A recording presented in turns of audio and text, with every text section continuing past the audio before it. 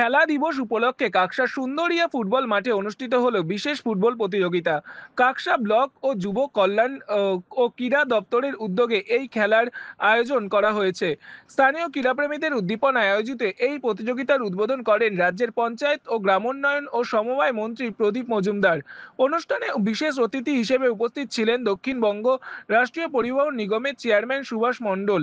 এছাড়াও উপস্থিত ছিলেন পঞ্চায়েত সমিতির সভাপতি ভবানী ভট্টাচার্য, কর্মাধ্যক্ষ নবকুমার সামন্ত, মন্ত্রী প্রদীপ মজুমদার এর প্রতিনিধি রাজেশ কোনার ও কুলদীপ যাদব প্রমুখ।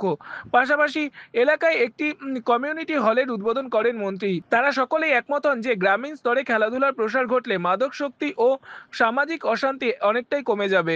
স্থানীয় মানুষের অংশগ্রহণে অনুষ্ঠানটি উৎসবমুখর হয়ে ওঠে। মাঠের চারপাশে দর্শকদের ভিড় জমে ওঠে।